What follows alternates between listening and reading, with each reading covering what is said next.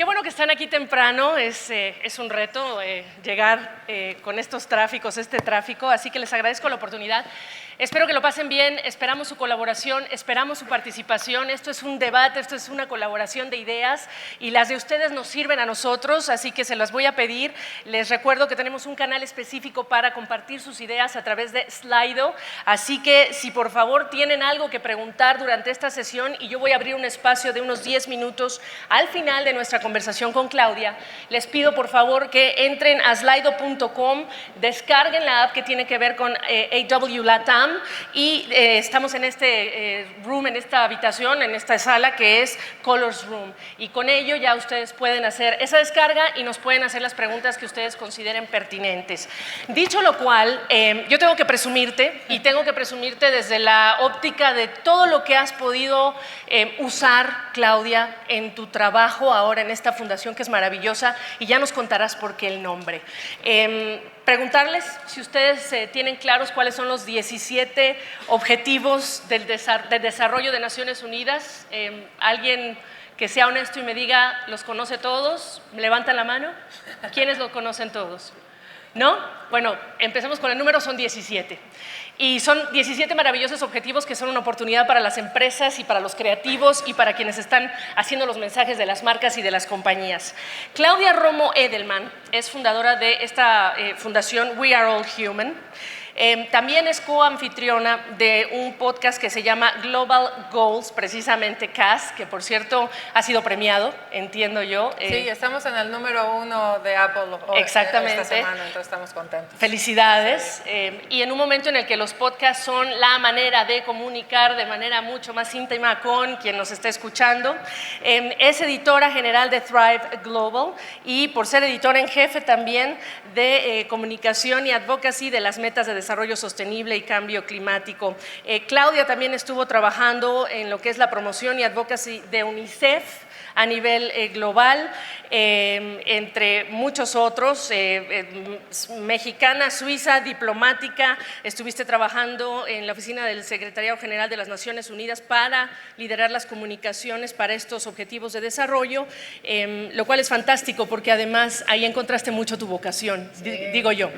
Dicho lo cual, la gran pregunta que nos interesa es ¿cómo se ve México cuando estamos hablando de esa perspectiva global del consumidor pasivo está muerto y lo que hay ya es un consumidor que está purpose driven, pensando en sus valores, pensando, votando con el corazón, etcétera? ¿Qué me dices? ¿Qué nos dices? Primero que nada, estoy encantada de estar hablando contigo, Gaby, y gracias a todos ustedes por llegar a las 9 de la mañana con este tráfico impresionante y este calor en México. Muchas gracias de verdad por la oportunidad, también a Matt por brindarnos la oportunidad de hablar este tema en tu primera sesión. Exacto. Mira, los objetivos del desarrollo sostenible son un marco, como lo dijiste, es el plan maestro del futuro de la humanidad y del planeta. Y se tardaron 5 años, más de 193 países en negociarlos, en discutirlos con el sector privado, con individuos. Llamamos la atención de todas las personas para decidir qué necesitamos hacer para alcanzar 3 cosas en particular. Y las promesas son que si logramos hacer estas 17 cosas, 17 metas, que es un plan maestro, y cuando eres obsesiva, neurótica y compulsiva como yo, te encanta tener un plan maestro que dices, hecho. Entonces tenemos las 17 cosas para cuidar nuestro planeta en los siguientes 12 años, que es hasta el 2030, para lograr 3 cosas principales. La primera es que esta es la primera generación en toda la historia de la humanidad que realmente tiene las condiciones para erradicar la pobreza extrema de la faz de la Tierra. Y lo podemos lograr, o sea, hacemos el to-do list que tenemos las 17 y logramos erradicar la pobreza extrema. La segunda cosa es que somos también la última generación que puede parar el impacto del cambio climático a nuestro planeta para que realmente nosotros podamos tener futuras generaciones que puedan ver ríos y puedan ver árboles de la forma en que nosotros lo conocemos.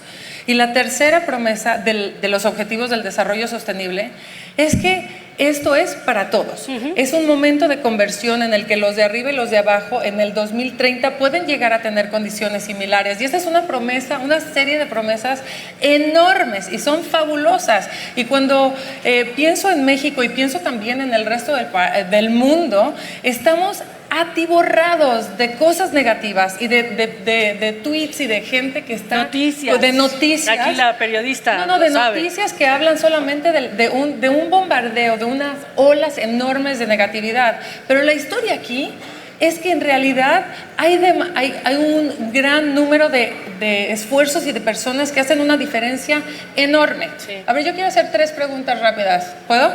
Claro. A ver, vamos a ver. Manos arriba para quien me diga. La primera pregunta es, ¿cuál es el nivel de pobreza en el mundo? O sea, quiero hablar del nivel de pobreza en el mundo general, no nada más pensando en México, sino en general. Entonces, en los últimos 20 años, el nivel de pobreza en el mundo, respuesta 1, ¿se ha duplicado? Respuesta 2, ¿se ha mantenido igual? O respuesta 3, ¿se ha disminuido a la mitad? ¿Quién vota por la respuesta 1? En los últimos 20 años la pobreza en el mundo se ha duplicado. Manos arriba. ¿Ok? Segunda respuesta, ¿se ha mantenido igual? Respuesta número 3, ¿se ha bajado a la mitad? Esos valientes. Vamos a ver, la siguiente pregunta. Entonces, el acceso a la electricidad a nivel mundial. Vamos, el acceso a la electricidad a nivel mundial. Respuesta 1, 30%. Respuesta 2, 50%. Respuesta 3, 80%. Acceso a la electricidad a nivel mundial. No importa dónde estés, acceso a la electricidad. Manos arriba para el 30%. 50%, 80%. Ok, última pregunta. Educación de las niñas. Educación de las niñas. Entonces, respuesta, los hombres a los 30 años de edad a nivel mundial han logrado 10 años de educación escolar. ¿Qué pasa con las niñas?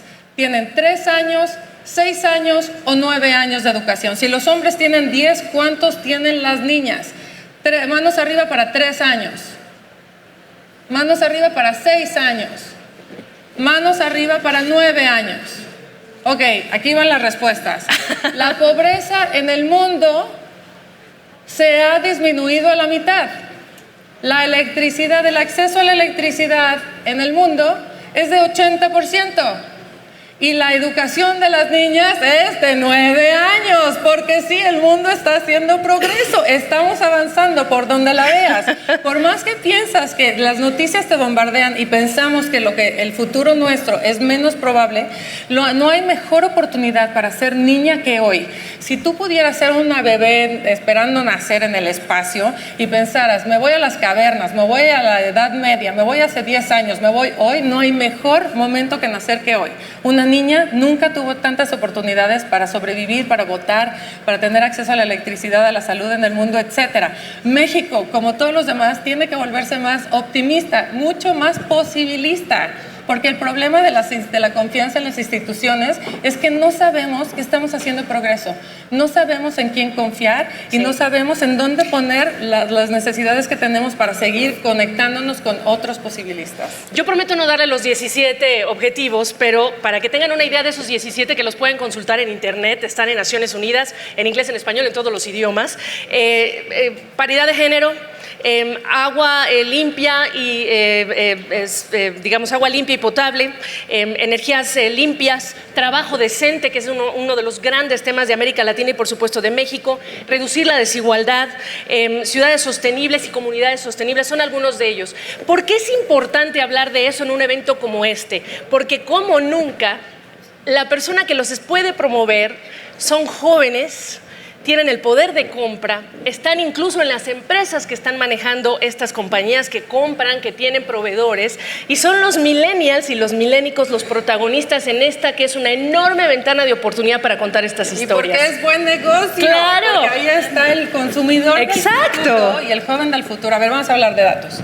Entonces, el año pasado lanzamos, y creo que está Fernando Machado aquí en la audiencia, el año pasado en el Festival de Publicidad de Cannes, que fue cuando yo trabajaba en la oficina del secretario general, mi primer asociado fue el Festival de Creatividad de Cannes, porque yo sabía que para mí hablar de los objetivos del desarrollo sostenible tenía que empezar con la industria que más podía hablar en el mundo, que es la industria creativa. Entonces lanzamos los que se llaman los SDG Lions Awards, porque definitivamente hay una historia muy clara, que es el mundo está haciendo progreso y el consumidor del futuro quiere quiere consumir de empresas que tienen corazón y quiere trabajar en empresas donde sus valores estén alineados.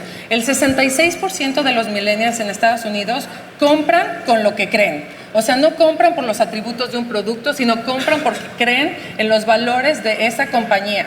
El 55%, y eso no nada más pasa en Estados Unidos, ese es el 63% en China, el 75% en India, el 63% en México, ¿correcto? Esos son datos de Edelman.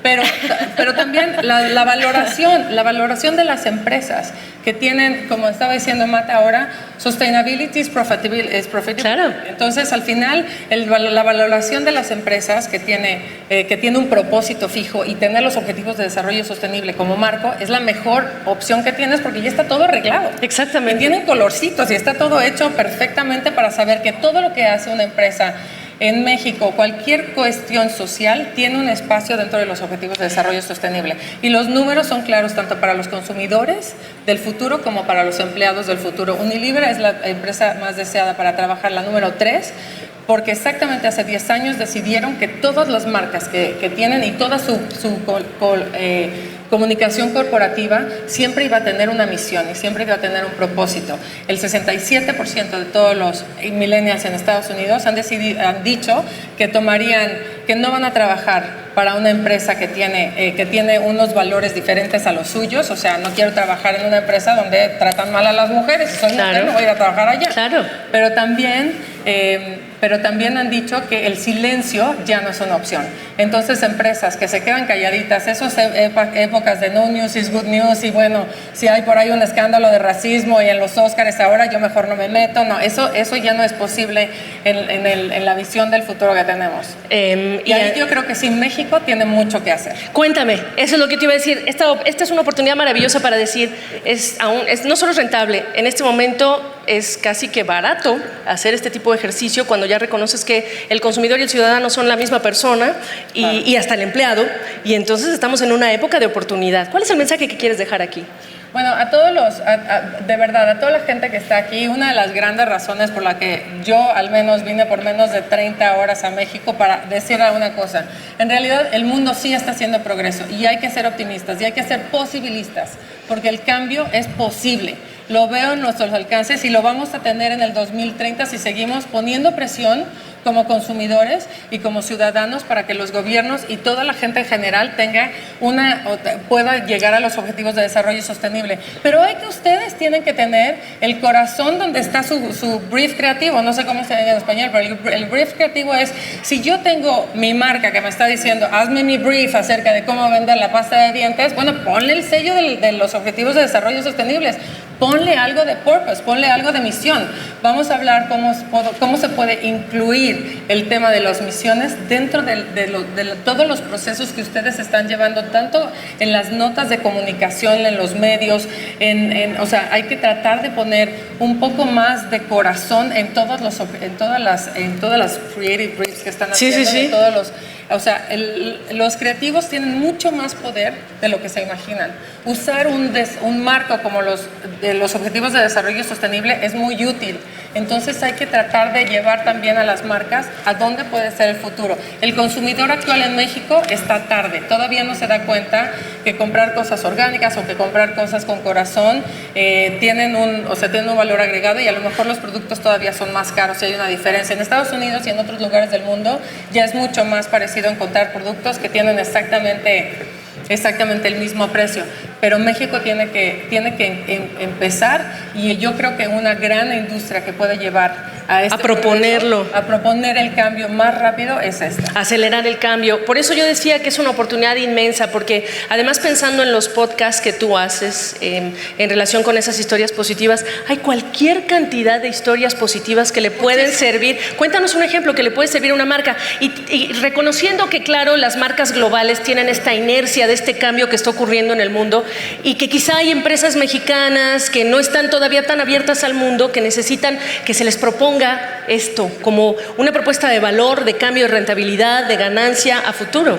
Bueno, o sea, muchas de las historias, nosotros tenemos un podcast que habla exactamente de las historias de progreso y de las historias de los campeones que hacen la diferencia.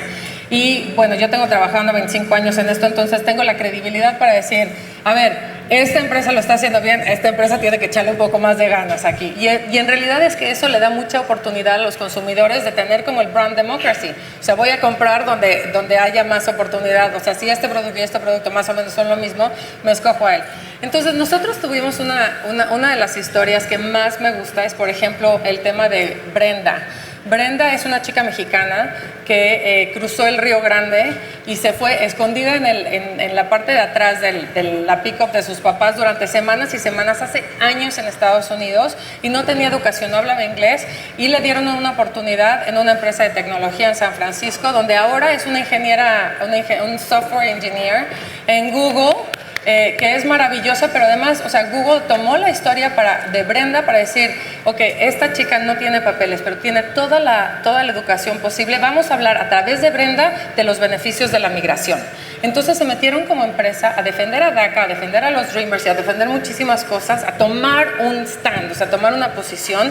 Y entonces en el podcast hablamos no nada más de Brenda, sino del poder que tiene la tecnología y del poder, por ejemplo, y del backlash que tuvo Google. O sea, porque mucha gente empezó a criticar a Google de decir, pero ¿por qué te metes en migración? Esta es una historia que no te corresponde.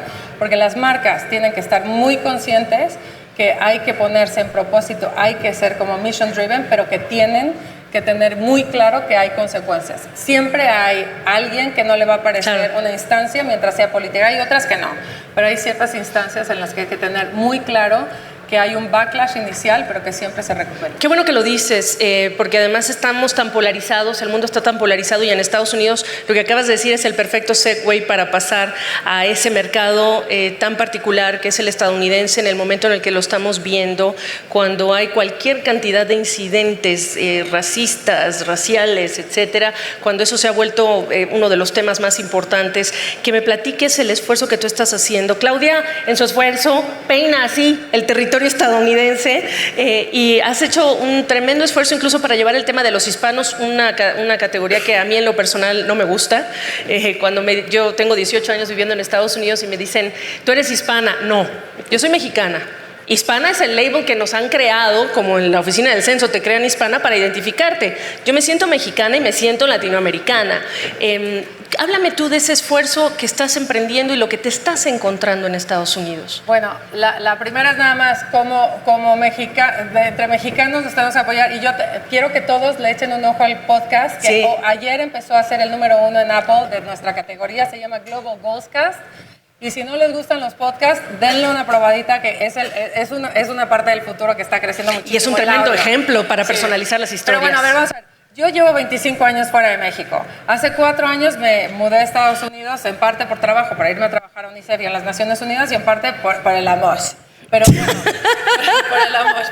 Pero, entonces, cuando llegué a Estados Unidos, yo soy una mercadóloga. O sea, yo soy una mercadóloga de causas sociales durante toda mi vida. Y es la primera vez en mi vida que me encontré que era un problema, un enigma de mercadotecnia revertido, porque no hacía para nada sentido nada. Entonces yo empecé a ver, o sea, en Estados Unidos, que empecé a ver los números de los hispanos, que somos 59 millones, que creamos el 12% del PIB, que somos los jóvenes los que pagamos, que tenemos un poder adquisitivo de 1.7 trillones de dólares, que somos 70% de la fuerza laboral del futuro. Entonces, cuando yo veía esos números y veía la realidad, veía cómo nos ponen en los medios como los criminales, los que mandan las pizzas y los meseros, y yo decía, pero es que esto no nada más somos esto, y no nada más eso, sino que somos el 1% de las latinas está en tech. O sea, nos vamos a quedar atrás completamente. No estamos representados ni por los medios de comunicación, ni por los gobiernos, ni por las empresas. No tenemos empresarios de alto nivel. Entonces yo hice una cena que se llamaba ¿Qué carajos? Y llamé a todos mis amigos que conocía, que estaban en el tema de los hispanos, para entender ¿qué pasa? ¿Qué carajos? ¿Cómo es posible que tengamos, y el 70% de esos 55 millones de hispanos, como nosotros, que es un término que sí, efectivamente inventaron los gringos, son mexicanos, y los mexicanos mandan sus remesas, y todos los mexicanos que viven en Estados Unidos tienen familia en México, y es una relación muy profunda y muy fuerte. Y tenemos que entender que la imagen que tiene Estados Unidos de los hispanos es una imagen que nos afecta como mexicanos, y la imagen que nosotros damos como mexicanos de la presencia y el orgullo. Entonces, fue una historia de entender que por más que el mundo esté haciendo muchísimo progreso, hay una cosa que está creciendo como una epidemia mundial que puede alentar el progreso del que yo hablaba antes, que es la división, claro. La completa división del lenguaje de narrativa, pero también de políticas que hay en Estados Unidos, que hay en Polonia, que hay en Turquía, o sea, y el mundo va avanzando. Los gobiernos populistas son una respuesta de esta división, y yo creé esta fundación que se llama We Are All Human para recordarle a la gente que todos somos humanos. Es un principio básico, y si se nos olvida y creemos que nosotros pertenecemos a un grupo diferente que los otros, entonces todo el progreso del mundo sí se nos puede ir atrás. Claro. Y el racismo y la discriminación están tomando mucho más fuerza de lo que se debe permitir. Antes, 6 minutos, yo dije 10, qué barbaridad, y trabajo en televisión. Quiero ver qué preguntas hay para darle cabida y para cerrar la conversación, empezar a que prepares tú algunas ideas prácticas para el rol de las corporaciones.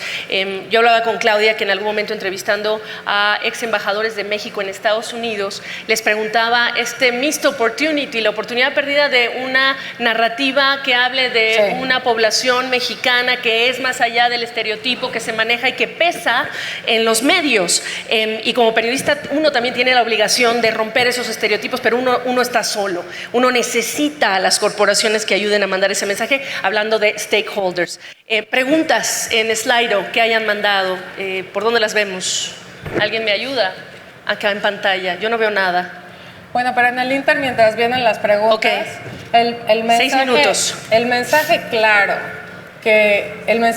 que tenemos que hacer es cómo vamos a hacer a la comunidad hispana visible, porque somos invisibles, no somos oídos y no somos vistos. Y cómo vamos a transformar eso hablando y uniéndonos. Claro. Porque es una comunidad impresionantemente fragmentada. O sea, los mexicanos de Chicago no les hablan a los mexicanos de Miami, que no les hablan a los mexicanos de no sé qué. Y cuando llegas a tener un lugar en el espacio, crees que es el único. Entonces hay que cambiar la narrativa, y hay que cambiar la narrativa a través de decir y crear los espacios para decir: nosotros estamos creando los empleos, somos los académicos, los astronautas, los emprendedores, los que crean empleos, los que están pagando los impuestos. No somos los criminales, ni los pizza deliverers, o sea, tenemos que tomar esa narrativa y tenemos que hablarla con orgullo, desde México para los hispanos y desde los hispanos para México.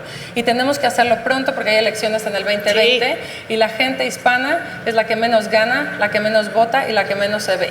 Y eso tenemos que cambiarlo a través de poner en espacios. O sea, yo he ido al Foro Económico Mundial, voy a ir a Cannes, estamos en Times Square, donde sea que haya un espacio, hay que hablar de la contribución de los hispanos en Estados Unidos y del orgullo que tenemos como mexicanos de lo que estamos haciendo. No sé si se pudo poner el estilo que trajo Claudia, y si no, mientras tanto, las dos preguntas que te ponen y tú escoge cómo las respondes. ¿Qué acciones son base para progresar y ser exitosos actualmente?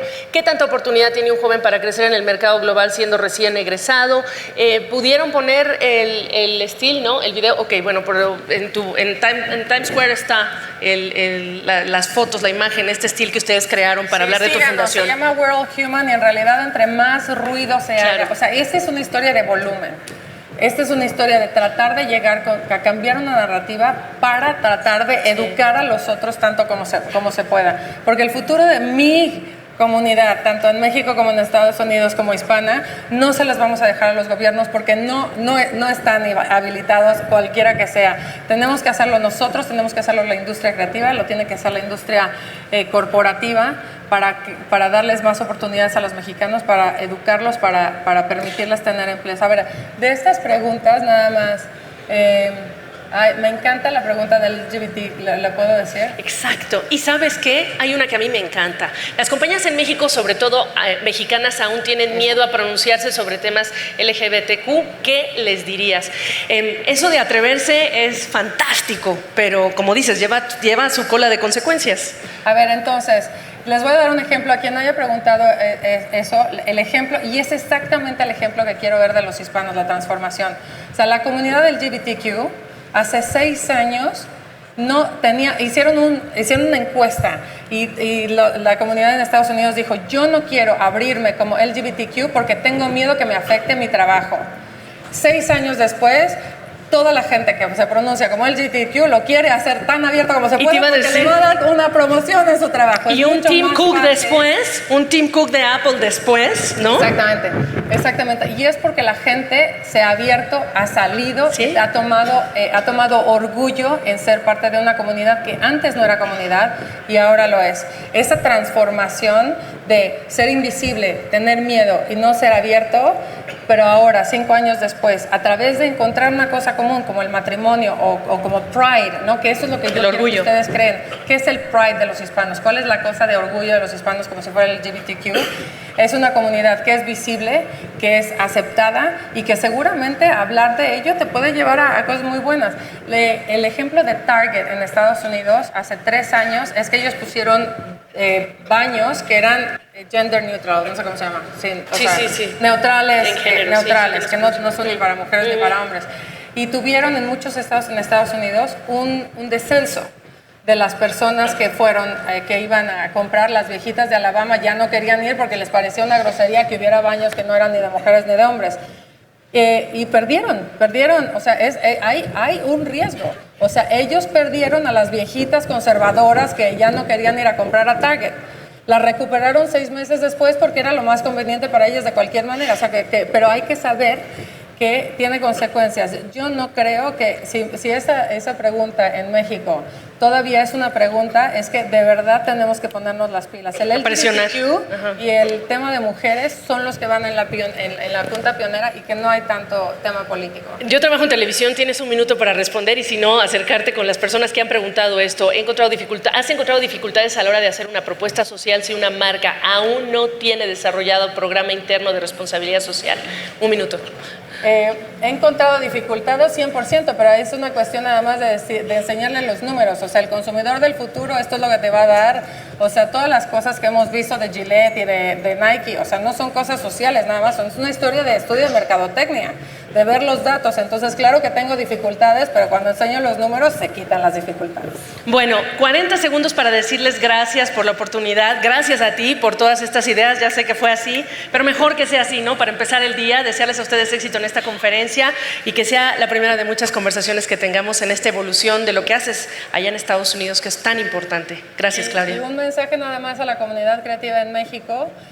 Tenemos un capital impresionante en nuestra identidad y en nuestra cultura.